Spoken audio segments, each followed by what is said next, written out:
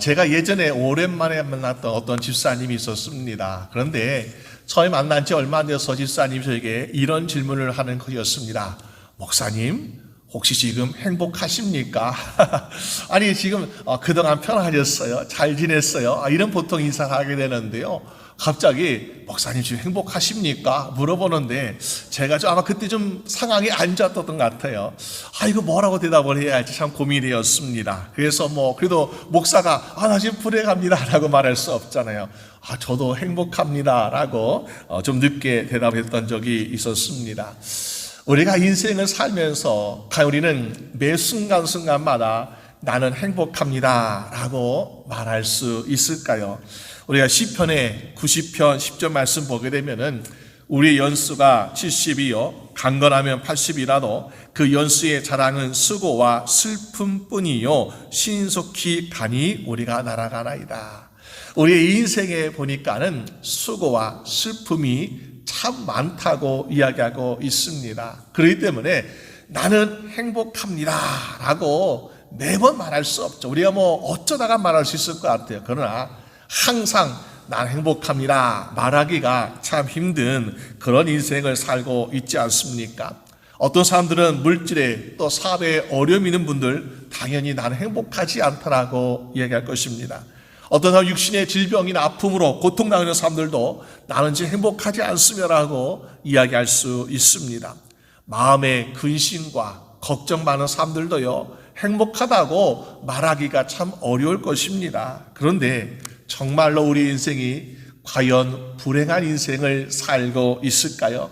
우리의 육신의 문제, 우리의 환경이 우리를 마치 불행하게 만드는 우리가 인생을 살고 있을지라도 오늘 저희들은 어떤 인생을 살고 있을까요?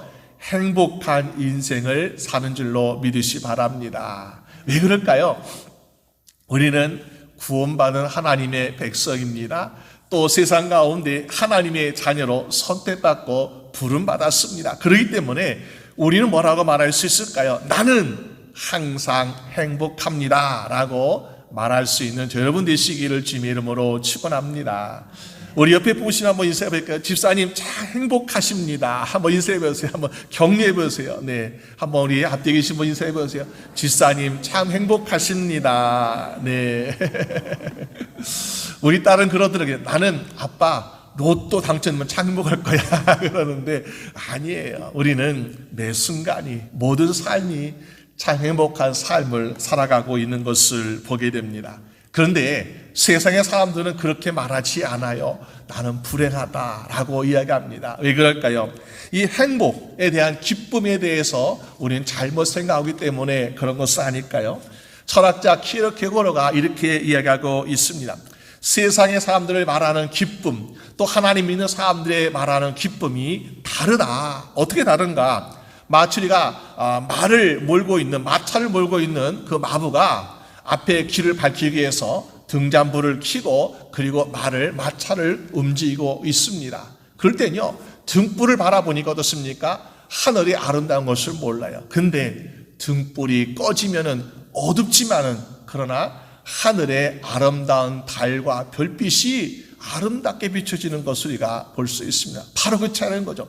바로 등잔빛을 바라보며 살아가는 인생은요 아름다운 하늘을 바라볼 수 없어요. 그러니까는 등잔 밑에 있는 어려움만 바라보면서 불행하다 이야기하고 있습니다. 그런데 오늘 우리는 앞에 등잔불이 꺼져 있어요. 조금 더듬을 수 있고요 불편할 수 있습니다. 근데 하늘에 비춰지는 아름다운 밤하늘을 보게 되니까는 우리는 그 안에서 참된 주님이 주시는 기쁨을 누리는 인생 살게 될 줄로 믿습니다.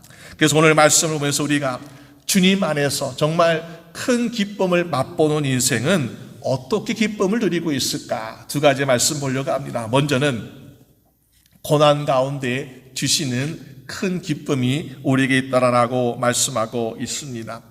우리가 스데반 집사님이 성령과 지혜가 충만해가지고 7 집사로 선출되었고 그러면서 그가 많은 유대인들에게 십자가의 능력을 말하고 십자가의 사랑을 말하고 그러면서 우리가 십자가 용서를 받기 위해서는 우리가 회개하는 것이 있어야 되겠다라고 이야기하고 있습니다. 그런데 사람은 어떻게 합니까? 마음에 찔림이 왔지만은 그 찔림이 두려워서 피하고자 결국 돌을 스데반스에 던져 말미암아 순교당하는 아주 고통스러운 순간이 초대했던 것을 보게 됩니다. 그러면서 우리가 이 앞에 사울이 어떻게 했습니까? 보니까는 그의 죽음, 스데반스의 죽임 당함을 마땅히 여길 정도로 사람들은 굉장히 마음이 강팍하고 악한 마음을 가지고 있다라고 볼 수 있는 거죠. 그러니까는 그날에 예루살렘에 있는 교회가 큰 핍박이 나오고 있다라고 성경은 말씀하고 있습니다.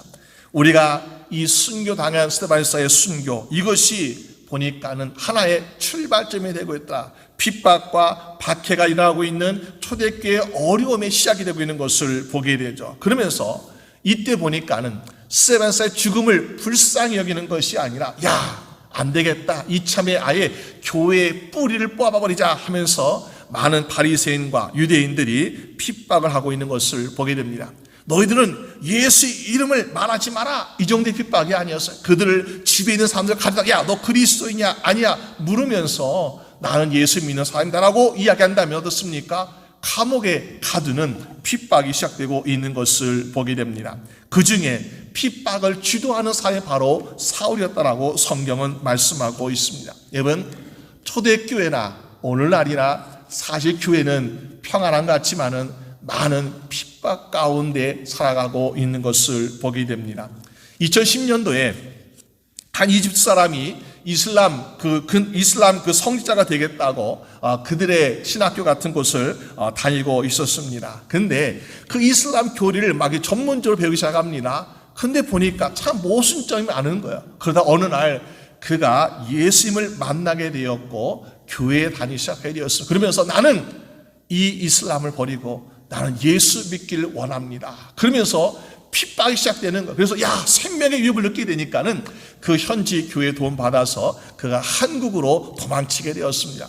갑자기 도망치게 되니까는 살 길이 막막합니다. 그리고 비자도 신분 상태도 굉장히 어렵죠. 그런 가운데 선교단체의 도움으로 그가 난민 신청을 하게 되었습니다. 그때 난민 신청을 접수했던 서울행정법원이 이렇게 얘기합니다.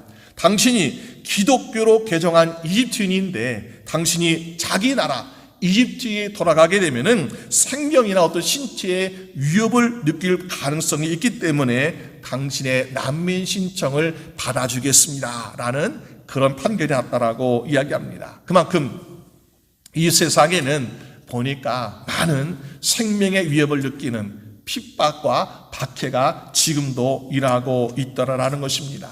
오늘 본문의 초대교회 예루살렘의 교회 어떻습니까? 한참 부흥되고 있었는데요, 그만 이 핍박이 시작돼가지고 많은 성도들이, 많은 사람들이 고통과 슬픔을 가지고 이 예루살렘을 떠나는 그런 일을 하고 있다는 거죠. 어떤 사람은 예루살렘에서 태어나고 예루살렘에서 자라나고 이 삶의 터전이었던 고향 예루살렘을 떠나야 합니다. 가족도 떠나야 되겠고요, 이웃도 친구도 떠나는 슬픔과 이별이 이 땅에 있는 것을 보게 됩니다. 우리가 볼 때는 정말 예루살렘의 성도들은 너무나 큰 슬픔, 너무나 큰 고난이 있구나, 참 불쌍하다라고 볼 수 있잖아요. 그런데 과연 우리에게 다가오는 고난이 우리에게 슬픔만 주고 있을까요? 우리에게 정말 불쌍한 현실일까요? 물론 세상의 사람들이 볼 때는요, 불쌍하다, 참 슬프겠다라고 말할지 모르겠지만은, 그러나 성경에서 말씀하고 있는 것처럼 우리의 고난이 때로는 우리의 영적인 신앙의 성장을 가져올 수 있고요, 또 우리가 하나님 안에서 유익이 될 수 있는 그런 것도 우리에게 다가오고 있다는 것을 보게 됩니다. 어떻게 그럴까? 사도행전 1장 8절 말씀 보니까 오직 성령이 너에게 임하시면은 너희가 권능을 받고 예루살렘과 온 유대와 사마리아와 땅끝까지 가서 내 증이 되라 라고 말씀하고 있습니다. 명령이에요. 사명이었어요. 그런데 그 명령, 그 사명 이루어지고 있었습니까? 아니에요. 이루어지지 않았습니다. 예루살렘 교회는 부흥되었고 예루살렘에는 정말 우리가 많은 제자들과 사도의 복음을 전하기 때문에 예수에 대해서 거의 한 번도 들어보지 못한 사람이 없을 정도로 많은 말씀이 전파되고 있는 모습을 보게 됩니다. 그런데 이렇게 예루살렘에 있는 사람들은 예수에 대해서 들어본 적이 있고, 그래서 많은 사람들이 예수께 돌아오고 회개하고 거듭나는 삶이 있었지만은, 그러나 그 명령, 사도행전 1장 8절에 그 명령을 보니까는 예루살렘뿐만 아니라 온 유다와 사마리아와 딴 것까지 가라고 하는 이 명령은 아직도 출발을 하지 못하고 있다는 것을 보여지고 있다는 것입니다. 여러분, 그래서 오늘가 볼 때에 정말 주님께 주시는 명령은 분명히 있는데, 그 명령을 우리가 하지 못하고 지키지 못하고 제자리 걸음만 하고 있는 우리의 모습을 볼 수 있지 않습니까? 왜? 예루살렘이 너무나 좋은 거예요. 우리 여기에서 신앙생활하고 여기 있는 것이 여기가 좋사오니 하면서 제자들도 사도들도 성도들도 예루살렘을 떠날 생각하지 않습니다. 지금 선교 가야 되는데, 저기 사마리아도 가야 되고 저기 딴 것까지 가야 되는데, 선교 가야 되는데 아무도 갈 생각하지 않고 있는 그런 모습을 보고 있다는 것입니다. 그러면은 예루살렘에는 분명히 부흥되고 있습니다. 예루살렘에 성령 충만합니다. 그렇다면 이 예루살렘의 부흥과 이 모습이 하나님께서 기뻐하실까? 물론 예루살렘 교회 잘 되는 거 하나님 기뻐하시오. 그러나 하나님의 구원의 계획은요, 예루살렘에만 머물러 있는 것이 아니어서 하나님의 구원의 계획은 온 세상의 사람들이 다 구원받기를 원하십니다. 그들이 구원받으려면 그들이 가서 누군가 예수를 전해야 되고, 그래서 그들이 회개하고 주님께 와야 구원받을 수 있는데 가는 사람이 없더라는 것입니다. 그렇기 때문에 하나님의 큰 구원의 계획을 본다면은 하나님은 만족하실 수 없는 모습이 바로 예루살렘 교회의 모습이었다라고 생각해 볼 수 있는 것입니다. 그런데 갑자기 무엇이 왔다고요? 스데반 집사의 순교를 시작으로 해서 교회 핍박이 왔습니다. 그리고 이 사람들이 여기 예루살렘에 있으면 안 되는구나, 우리 빨리 도망가자, 피하자, 그러면서 사방으로 흩어지게 되는 그런 모습을 우리가 볼 수 있습니다. 여러분, 우리가 때로 우리에게 다가오는 고난이, 성도들도 참 고난 싫어하죠. 이 고난이 있는데 하나님, 왜 예루살렘 교회가 이곳에서 더 성령 충만하고 더 부흥돼야 되는데 왜 핍박이 왔습니까? 왜 박해가 왔습니까? 하나님께 물을 수 있잖아요. 하나님 너무 아십니다. 왜 오늘 지켜주지 않으시나요? 그렇게 우리 생각할 수 있잖아요. 그런데 하나님 어떻게 하십니까? 아니야, 내가 너를 지키는데 이 고난과 핍박에서 지키는 것이 아니라 너의 생명을 지켜주되, 너의 생명이 살아있는 한 너는 어떡하라고요? 흩어져서 온 유대와 사마리아와 땅까지 가라가는 사명을 지키라고 하나님은 우리 인도하신 줄로 믿으시길 바랍니다. 그렇기 때문에 우리에게 지금 이 초대교회 성도들에게 지금 다가오는 이 고난이 참으로 아파요, 고통스러워요, 힘들어요. 그러나 여기에서 우리가 무엇을 깨달을 수 있습니까?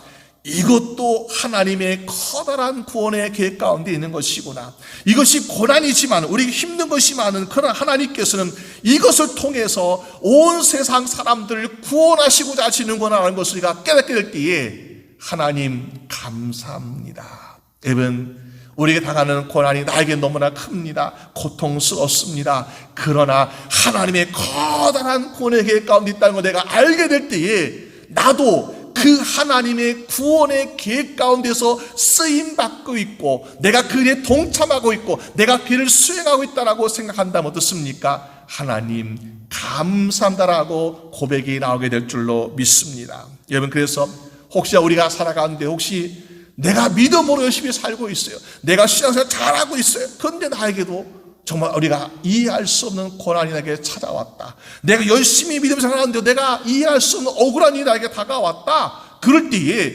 내가 화내거나 분노하거나 실망하거나 그럴 것이 아니라 하나님께서 이 고난의 의미를 깨닫게 하여 주시옵소서.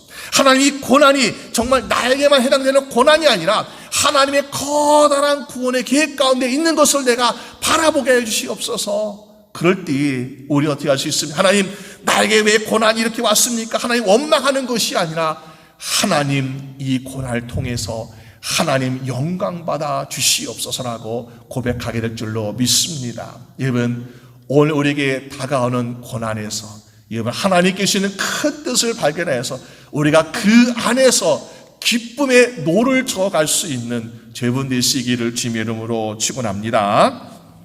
두 번째로 우리가 어떻게 하면 큰 기쁨을 맛볼 수 있을까요? 하나님의 주시는 치유 가운데에서 우리는 큰 기쁨을 맛보게 될 줄로 믿습니다. 오늘 성경 말씀 그 뒷부분 9절 말씀 보게 되니까 이제 9절에 시몬이라는 사람이 마술사인데 이 사마리아 성에서 보니까 마술을 하고 있는 것을 보게 돼요. 사람들에게 마술하면서 보여주면서 많은 사람들에게 인기를 얻고 있고 그런 모습을 보게 되죠. 저도 어렸을 때 TV에서 마술 나오는 그런 쇼를 종종 보게 되었습니다. 그러면은 야 정말 불가능한데 막 그 불가능한 것들이 막 이루어지고 있는 그런 아름답고 또 화려한 신기한 그런 마술 쇼를 종종 보게 됩니다. 그런데 그 사람들이 정말 특별한 능력이 갖고 있어서 그런 것일까요? 어렸을 때는 그런 줄 알았어요. 그런데 점점 커서 보니까 그 사람들이 특별한 능력을 가지고 있어서 그런 것이 아니라 우리가 깨닫지 못하는 눈속임이죠. 눈속임.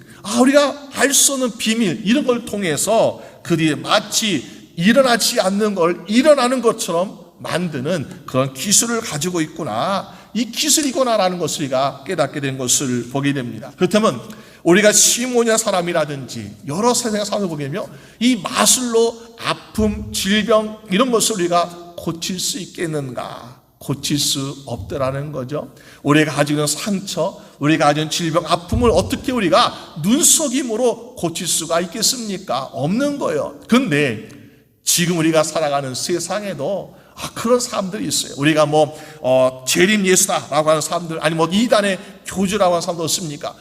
내가 고쳐주겠다, 내가 해결해 주겠다 하면서 하는 모습 보게 되는데 사실 나중에 보면 어떻습니까? 전부 다 속임수, 거짓말 이런 것인 것을 보게 되죠. 여러분, 우리가 가지고 있는 상처, 우리가 느끼고 당하고 있는 이 질병과 아픔의 고통을 과연 누가 진정으로 고칠 수 있을까? 물론 우리가 좋은 약도 쓰고 있습니다. 좋은 수술도 받고 있습니다. 그러나 완전해지고 온전해지는 치유와 회복은 하나님 안에서 이루어질 줄로 믿으시길 바랍니다.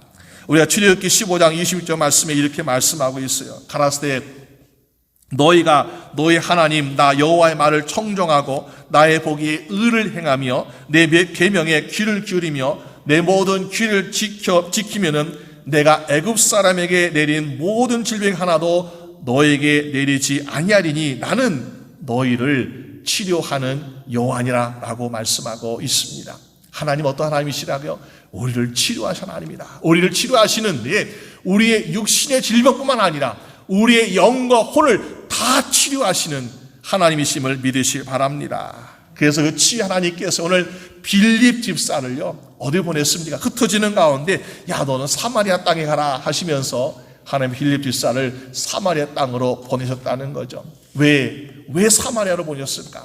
사마리아 사람들이 사실요 유대 사람들보다는 더 많은 상처, 더 많은 아픔을 가지고 있었기 때문에 사마리아로 보내지 않았는가? 왜냐하면 사마리아 사람들은 아시아로부터 멸망당해서 큰 고통당했습니다. 그리고 그들은 이방인과의 혼혈 많아가지고 결국 그 자신의 동족인 유대 사람들로부터 많은 소외를 당하기도 하였습니다. 그러니까는 얼마나 큰 깊은 마음의 상처가 그들 안에 있었겠습니까? 그래서 하나님은 이 빌립 집사를 사마리아로 보내셨는데 여러분 우리가 치유하는 과정에 있어서요 어떤 것이 치유의 첫걸음일까? 진단하는 것, 진단.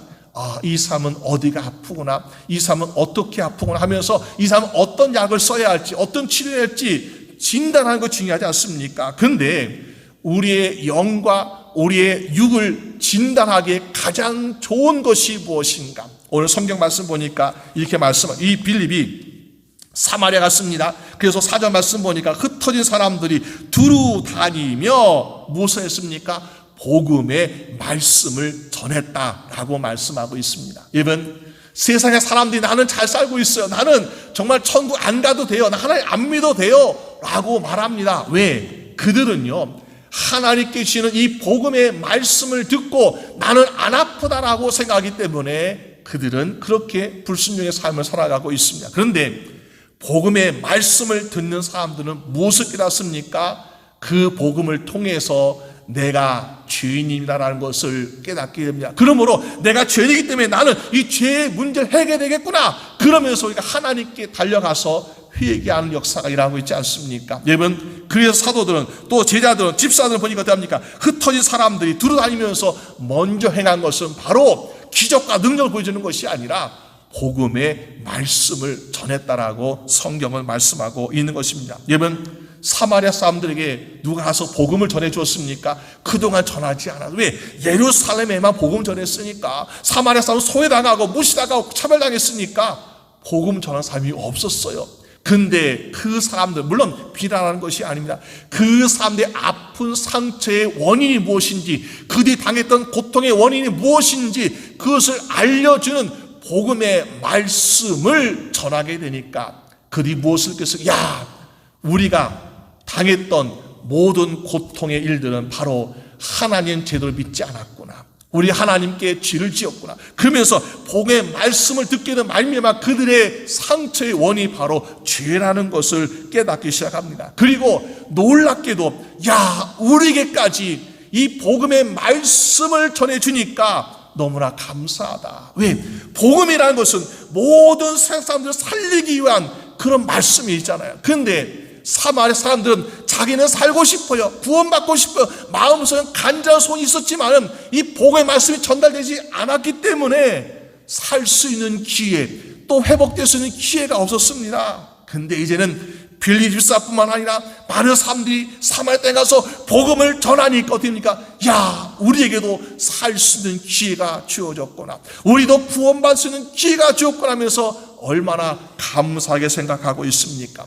아무도 그들을 관심 가져주지 않았습니다. 아무도 그들을 사랑하지 않았습니다. 아무도 그들에게 복음을 전해서 구원받을 기회를 주지 않았습니다. 이방인 처럼 여겼습니다. 그런데 이 빌립사가 와서 성령님 보내셔가지고 와가지고 복음의 말씀을 전해야 되니까 이제까지 듣지 못했던 하나님의 사랑을 깨닫게 되었어요. 예수 그리스도를 보내신 그 하나님의 사랑, 이제까지 듣지 못했던 우리의 죄가 용서받을 수 있다는 기회를 맛보게 되었습니다. 그럴 때에 얼마나 감사가 넘치고 얼마나 은혜가 넘치겠습니까? 여러분, 오늘 우리의 심령에도 이 복음의 말씀이 우리에게 찾아와 주신 것, 우리에게 전달된 것, 우리가 감사함으로 영화 돌릴 수 있는 여러분 되시기를 주님의 이름으로 축원합니다. 그래서 무엇이 해결됐을까요? 그동안 소외당하고 그동안 차별당하고 그동안 정말 죄 가운데 옥내섰던 그 사마리아 사람들의 마음의 상처가 복음의 말씀을 통해서 해결되고 있더라라는 사실입니다. 여러분, 우리가 마음의 상처가 해결되지 않으면요, 육신의 상처 그거 나아봤자 의미가 없는 거예요. 마음의 상처가 병을 만들고 더 병을 만드니까 어떻습니까? 지금 당장 육신 상처 고쳐주고 기적 일어났자 의미가 없습니다.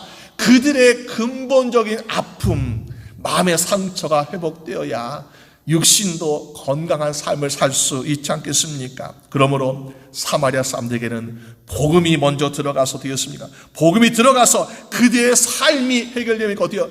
그동안 이 사마리아 사람들은 유대인들을 보면서 야, 저 미운 사람들, 나쁜 사람들, 우리를 차별하네, 무시하네, 얼마나 그들과의 관계가 안 좋았을까요?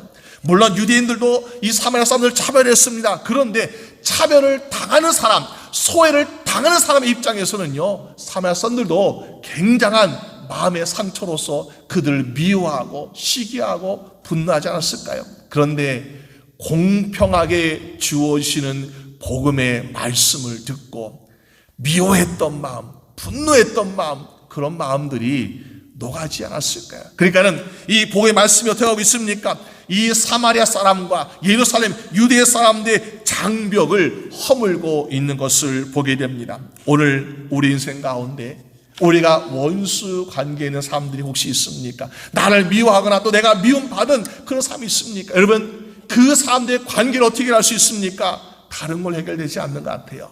말씀으로, 복음으로 해결되면요, 원수가 하나 될 수 있고 주 안에서 사랑하는 형제자매가 되는 줄로 믿습니다. 그래서 이 사마리아 사람들 보니까 하나님의 말씀을 듣고 복음을 듣고 그들의 마음이 변화가 일어나기 시작합니다. 그러면서 그들도 보니까는 기도하고 성령 받았다는 소식이 있게 되죠. 그래서 14절 말씀 보니까 사마리아도 하나님의 말씀을 받았다는 소식을 듣고 베드로와 요한이 가서 그들을 위해서 기도하니까 더욱더 놀라운 성령이 임하는 역사가 일하고 있더라. 사도행전 10장에 보니까는 이방인 고넬료가 구원받게, 왜? 사마리아 사람이 구원받는데 이방인이 구원받지 못할 이유가 어디 있습니까? 그러니까는 사마리아 사람도 구원받기 시작하니까 이방인도 구원받게 되더라. 그러면서 사도행전 13장에 보니까는 야, 이제 이방인 구원받으니까 이방인의 교회를 세워야겠다. 그래서 안디옥이라는 이방인 지역에 교회가 세워지고 있는 놀라운 모습을 보게 됩니다. 여러분, 우리가 절망했죠. 예루살렘에만 교회가 세워지고 예루살렘 성도만 성령 충만한데 온유대와 사마리아 땅까지 말씀이 이루어지지 않고 있으니까 얼마나 하나님께서 답답하셨겠어요. 성령님께서 얼마나 힘들어하셨겠어요. 근데 이제는 사마리아 사람들도 구원받기 시작하고 이방인도 구원받고 이방인 지역에 교회가 세워지면서 땅 끝까지 복음이 전파되니까 성령님께서 얼마나 기뻐하시겠습니까? 여러분, 우리가 지금 쫓사오니 이것 쫓사니 이것 쫓지만은 주님께서 기뻐하시고 주님께서 원하신 일들을 감당할 수 있는 여러분 되시기를 주님의 이름으로 축원합니다. 그 시작이 무엇이라고요? 복음의 말씀이 들어가니까. 그래서 결국 그런 일하는 거죠. 그래서 6절 말씀 보니까는 무리가 빌립의 말도 듣고 말씀을 들었습니다. 여러분, 말씀을 전하는 사람도 중요하지만요, 받아들이는 사람도 참 중요해요. 빌립의 말을 들었다라고 말씀하고 있는데 그들은 어떻게 들었을까요? 야, 오늘 저기 어떤 지나가는 사람이 와서 그냥 예수라는 사람 이야기를 하고 있구나. 그렇게 들었으면요, 사마리아 성의 사람들은 변화가 없었을 것입니다. 근데 그들이 빌립의 말을 듣고라는 이 듣는 것은 무엇입니까? 그 말씀이, 그 복음이, 그 전하는 예수가 바로 나에게 주는 기쁜 소식이구나 라고 그들은 말씀을 들었다는 것이요. 복음이라는 것이 기쁜 소식이잖아요. 여러분, 옆집에 기쁜 소식이 있으면요, 내가 별로 달라지는 게 없어요. 근데 나에게 기쁜 소식이 주어지면요, 내가 기뻐하게 되는 거야. 여러분, 우리 삶 가운데에 복음이라는 것은 나에게 주신 기쁜 소식인 것을 믿으시기를 주님의 이름으로 축원합니다. 사마리아 사람들 그동안 기쁜 소식을 듣지 못했어요. 그런데 나를 향하신 하나님의 말씀이구나, 나를 주신 기쁜 소식이라는 것을 듣게 되었을 때에 그들은 그 마음에 얼마나 기쁨이 넘칩니까? 그러니까 구원의 역사가 일어나죠. 그러면서 보니까 행하는 표적도 보고라고 말씀하겠습니다. 여러분, 말씀을 다른 사람에게, 말씀을 내 이웃에게만 주는 것 생각하면요, 기적 일어나지 않습니다. 근데 말씀이 나에게 주는 것이라고 생각했습니다. 눈먼 자가, 아픈 자가, 안진뱅이가, 중병자가 그 말씀이 나에게 주는 기쁜 소식이구나 믿었습니다. 그러니까 나에게 주어지는 기쁜 소식이라고 믿음이 들 때에 그 믿음을 통해서 오늘 보니까 많은 사람들이 고침받고 귀신이 쫓겨나가는 기적이 일하고 있다고 성경은 말씀하고 있습니다. 여러분, 성경의 말씀에 능치 못함이 없다고 말씀하셨어요. 나는 치유한 여호와라고 말씀하셨습니다. 그렇구나 하면요, 우리에게는 변화가 없어요.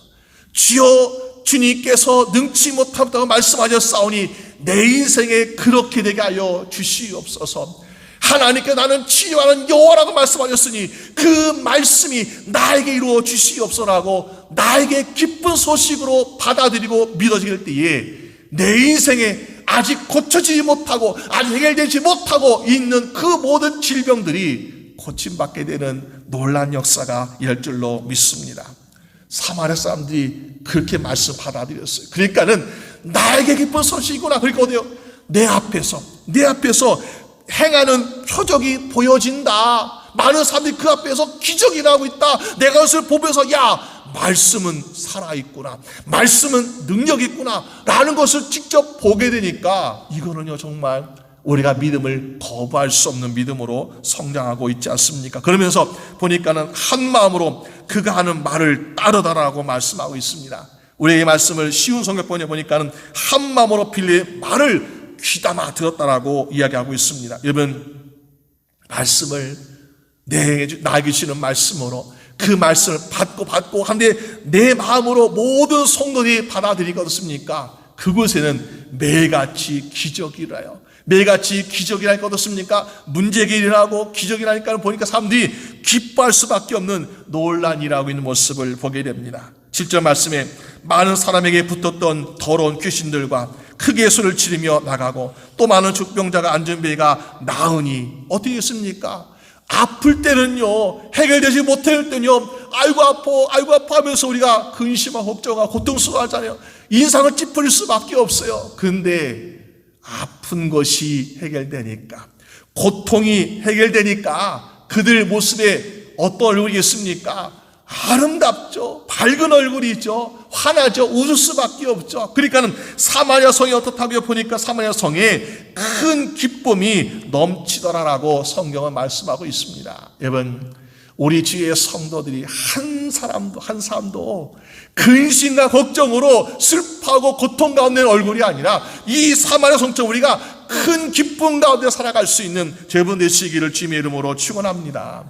그러기 위해서 우리의 마음의 상처를 복음으로 해결하고 또 그 말씀을 나의 주시는 말씀 받아들이고 또 내가 믿고 또 내가 보게 된 말미암아 우리의 삶에도 정말 우리를 근심하게 하는 것, 우리를 슬프게 하는 것, 우리를 걱정에 만들고 두려운 것, 이거 다 우리가 해결하고 주 안에서 항상 기뻐한다면 이것이 얼마나 아름답고 복된 인생이겠습니까? 여러분, 이렇게 기쁜 일들이 많은 사마리아 성에서는요, 우리가 아픈 사람이 없고요, 인상 찌푸릴 사람이 없고요, 화내고 분노할 사람이 없는 거죠. 모든 사람들이 보니까 주 안에서 은혜가 넘치고 감사가 넘치고 또 문제 해결되고 치유되니까 어떻습니까? 얼마나 이 성에 있는 사람들이 다 기뻐하며 하나님께 영광을 돌리겠습니까? 여러분, 우리가 인생을 살아가면서 70, 80 수고와 슬픔이 많다라고 이야기합니다. 물론 세상 사람들 다 마찬가지요. 그러나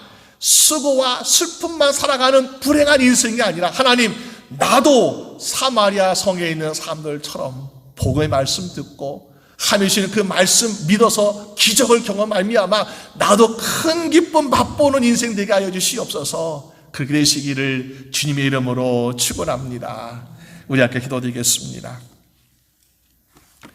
하나님 아버지, 감사합니다. 세상의 삶을 바라볼 때에 전쟁과 여러 가지 위협과 또 핍박과 박해와 환난과 질병과 고난과 모든 재앙들이 우리를 슬프게 하고 힘들게 하고 고통스럽게 하고 있는 세상에 살아가고 있습니다. 세상의 사람들은 행복한 사람들보다 아마도 불행한 사람들이 더 많다고 자신들은 이야기할 수 있습니다. 그러나 오늘 하나님의 자녀된 주의 백성된 우리 모든 성도들은 주의 말씀 안에서 주의 능력과 주의 도우심 안에서 날마다 큰 기쁨을 맛보는 인생 되도록 주님 주장하여 주시옵소서. 그래서 우리가 누린 이 기쁨을 나만 가지는 것이 아니라 내 사랑하는 이웃과 내 사랑하는 형제자매들과 내 사랑하는 모든 사람들에게 이 기쁨을 나누고 그들도 함께 우리가 큰 기쁨을 맛볼 수 있도록 주님 축복하여 주시옵소서. 감사드리옵고 우리 주 예수 그리스도의 이름으로 기도드립니다. 아멘.